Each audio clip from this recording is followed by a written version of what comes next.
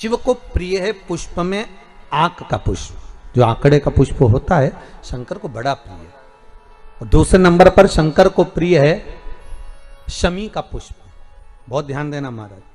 तीसरे नंबर पर शंकर को प्रिय है महाराज सरसों का पुष्प। सरसों होती है ना, जो राई अपन बोते हैं, सरसों बोते हैं, उसमें पीले कलर का जो पुष्प लगता है। हमारा तो निवेदन रहता है जब तक सरसों आए तो प्रयास करा करो कि सरसों के 108 पुष्प शंकर भगवान पर चढ़ाना प्रारंभ कर दो। महाराज ये पक्का है कि वर्ष भर कोई बड़ी बीमारी आपको घेर नहीं सकती अगर सरसों के फूल शिव को चढ़ रहे हैं तो। और प्रयास करना कि सरसों का जो पुष्प होता है, सरसों का जो फूल होता है महाराज, अगर कोई व्यक्ति को किडनी या लीवर से जुड़ी हुई कोई तकलीफ होती है या किसी व्यक्ति का एक्सीडेंट हो गया होता है और उसका कोई अंग रह गया हो, कोई शरीर का कोई भाग रह गया और वो काम नहीं कर रहा हो, जैसे किसी के पांव रह जाते हैं एक्सीडेंट के बाद, किसी का हाथ रह जाता है, या कोई अंग काम नहीं कर रहा हो, वहां ब्लड पहुंच नहीं रहा हो, वो जगह एकदम सुन्न हो गई हो, खाली पड़ गई हो, तो उसके लिए शिव महापुराण की कथा कहती है कि सरसों के पुष्प 11 शंकर जी के राइट भाग में, जहां शिव जी के गण दरवाजे के द्वारपाल मणिभद्र जिस जगह पर निवास करते हैं, कौन निवास करते हैं? मणिभद्र।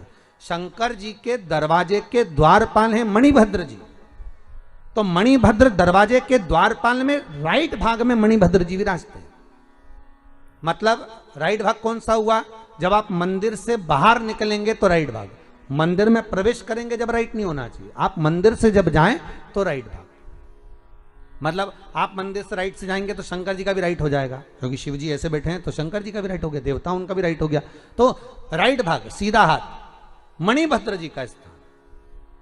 11 सरसों के पुष्प मणिभद्र के उस द्वार पर आप रख दीजिए और मणिभद्र के द्वार पर रखकर अंदर जाकर 108 वापिस जब आप बाहर निकल रहे हैं, ये पुष्प आप रखने के बाद एक बार बाहर जाएंगे, फिर वापिस आएंगे मणिभद्र के रखने के बाद, और अंदर जाकर 108 सरसों के पुष्प शंकर को समर्पित करेंगे महाराज। उस सरसों के पुष्प जो शिव जी को आप समर्पित कर रहे हैं उसको वापिस लेकर आएंगे, श्री शिवाय नमस्तुभ्यम बोलकर उस सरसों के पुष्प को महाराज सरसों के तेल की बोतल में उसको डाल लीजिए। शंकर भगवान को किसी भी प्रदोष में, शाम के समय प्रदोष काल में उस तेल को वापस ले जाकर चढ़ा दीजिए शिव जी को, उसको वापस लेकर आ जाइए। उस तेल का प्रयोग आप नाभि में डालिए और जो शरीर काम नहीं कर रहा उस स्थान पर कम से कम 15 दिन 20 दिन तक उसकी मालिश करना प्रारंभ करिए।